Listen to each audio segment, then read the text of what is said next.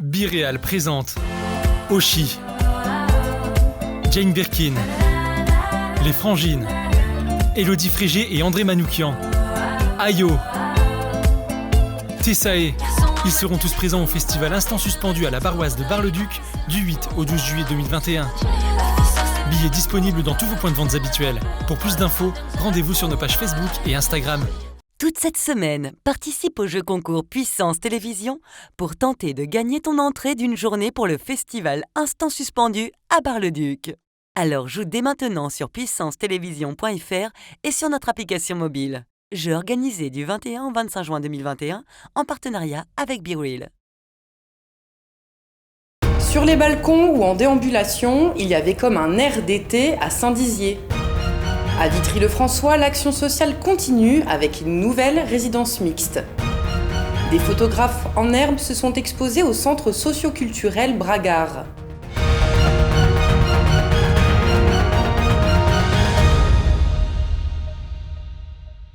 Bonsoir à toutes et à tous et bienvenue dans cette édition du mardi 22 juin et ouvrons ce journal avec l'événement qui signe le début de l'été. Hier soir, de nombreux bragards se sont aventurés dans les rues de Saint-Dizier afin de profiter des animations de la fête de la musique.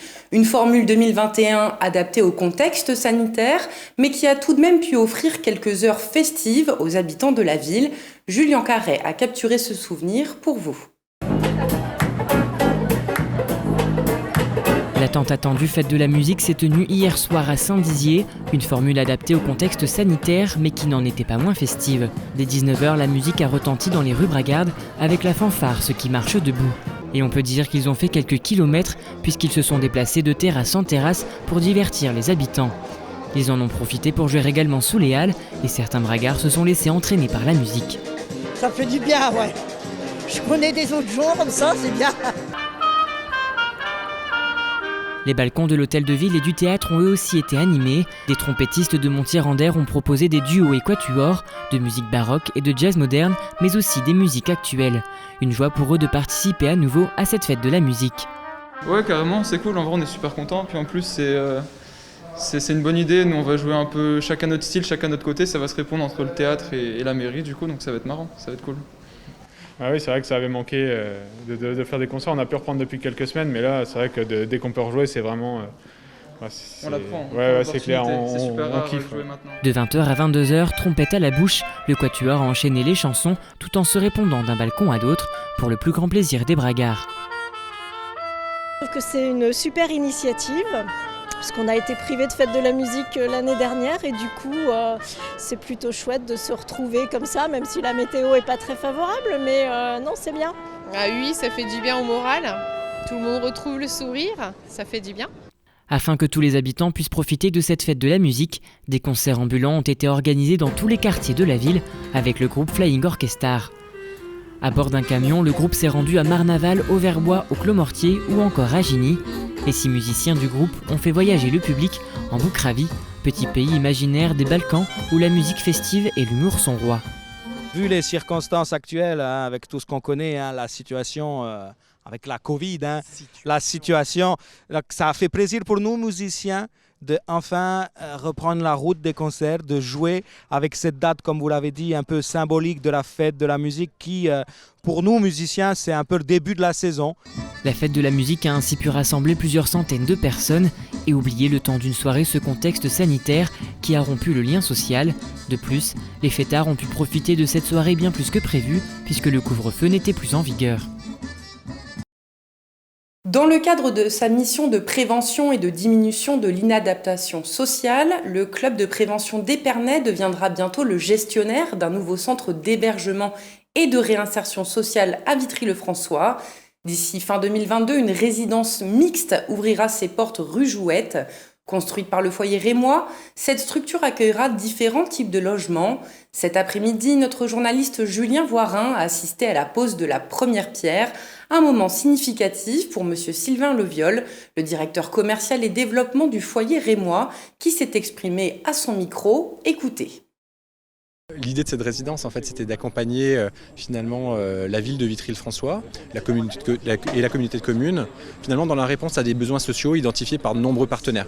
Alors le foyer Rémois a disposé ici d'un terrain qui dans le passé hébergeait en fait un ancien centre qui accueillait des migrants historiques à Vitry-le-François. Et dans le cadre du renouvellement urbain, il y a quelques années, on a décidé de le démolir car il ne répondait plus aux besoins du territoire. Ça sera des logements du type 1 au type 2, donc 36. Vraisemblablement, ça accueillera entre 36 et 40 personnes. Les publics accueillis seront des jeunes, des personnes finalement qui ont des difficultés à se loger et qui ont besoin d'un hébergement. Et puis aussi des femmes victimes de violences pour une petite partie. Au-delà de fournir finalement un toit et un logement, en travaillant avec le club de prévention d'Épernay, d'apporter aussi un accompagnement. Parce que finalement, ces personnes, dans leur parcours de vie, traversent des difficultés. Et avec les éducateurs et les personnes qui les accompagneront du club de prévention, finalement, c'est aussi un pied vers une insertion professionnelle ou tout simplement vers un logement autonome ou familial comme tout le monde en quelque sorte. Passons à l'image du jour. Dans le cadre de la formation de sensibilisation aux gestes qui sauvent, imposée par l'État aux institutions, une session de formation s'est déroulée ce jour à Bar-le-Duc, une première de par son format innovant, puisqu'elle était proposée en réalité virtuelle. Selon Thomas Guichetot, l'ingénieur prévention de la communauté d'agglomération, ce dispositif technologique permettrait au cerveau de mieux mémoriser les situations et actions reconstituées dans un univers virtuel par rapport à une formation classique. Équipés de casques virtuels et de mannequins, ce sont donc 28 agents du personnel de la ville de Bar-le-Duc, de la communauté d'agglomération Meuse-Grand Sud et du centre intercommunal d'action sociale qui ont été formés aux premiers secours. Place à la culture, ils ont la quinzaine tout au plus, mais l'on peut voir en certains d'entre eux de futurs talents. Ce week-end, une vingtaine de jeunes collégiens et lycéens du territoire ont exposé leurs photographies au centre socio-culturel de Saint-Dizier, une initiative lancée par le club Bragard Captimage dans le cadre d'une chasse aux photos. Découvrez sans plus attendre leurs travaux visuels. Sensibiliser les jeunes à la pratique photographique, voici le défi que s'est lancé le club Captimage du centre socio-culturel de Saint-Dizier. Dans le cadre de la semaine de la photo, qui s'est déroulée en mai, les amoureux de l'image ont organisé une chasse aux photos, un concours à destination des collégiens et lycéens du territoire. La remise des prix a été l'occasion pour les jeunes d'exposer leurs travaux et leurs démarches. Elia et Oliana, qui ont reçu le prix d'honneur du jury, semblent avoir été particulièrement inspirés. Alors, on est sorti sur la piste cyclable. Il faisait très beau et tout d'un coup, il a plu d'un saut et on est rentré. Il a arrêté de pleuvoir, il pleuvotait un peu quand même. Et on est sorti et ma copine, elle a vu les feuilles tomber dans la flaque d'eau et elle a eu l'idée. Donc là, comme vous pouvez le voir, c'est mon pied. Du coup, c'est Oliana qui a pris la photo. Et en fait, on a fait exprès, comme ça, on a le reflet en dessous. On a mis le vélo dans la flaque d'eau et on a fait semblant, en fait, qu'elle était en train de rouler. En plus, il y a le soleil derrière, donc on l'a pris au bon moment. Et en plus, la roue, elle est mouillée et on n'avait pas remarqué. Donc ça fait vraiment un effet bien. Au total, 18 participants ont édité 25 clichés en lien avec 2 thèmes imposés, à savoir « J'aimerais » et « Je suis sport », 1, 2, 3, go. Certains tirages ont étonnamment surpris le jury, comme les visiteurs, d'autant plus que les jeunes ne disposaient que de leur smartphone pour la prise de photos. Malgré quelques points techniques à améliorer, l'organisateur du concours salue l'esthétisme et le respect des consignes par la majorité des élèves. Alors l'objectif c'était d'intéresser les jeunes donc lycéens, collégiens donc à la photographie et leur démontrer que une photo s'effectuait surtout sur la pensée, la réflexion. Comment les participants sont arrivés à mettre une image sur une phrase. Les jeunes ont la spontanéité, ils ont joué le jeu et je suis très très satisfait. Cette enseignante est venue encourager ses 8 élèves participants, tous récompensés. Pour elle, les impliquer dans ce concours était une belle opportunité. On pense souvent que peut-être les jeunes ont moins de sensibilité, mais ils ne demandent qu'à nous surprendre. Donc, au vu de ce que j'avais découvert, je me suis dit, tentons l'aventure. Une seconde édition est d'ores et déjà prévue l'an prochain, avec l'envie de fédérer encore plus de jeunes et d'établissements scolaires. Dans un instant, ne manquez pas vos prévisions météo présentées par Alison Godefroy.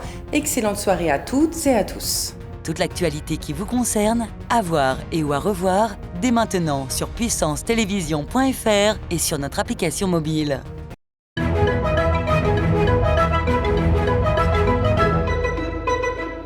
Bonsoir à tous. Demain matin, on commence la journée avec de la pluie sur le triangle et du brouillard à Chaumont. Il fera 14 degrés partout.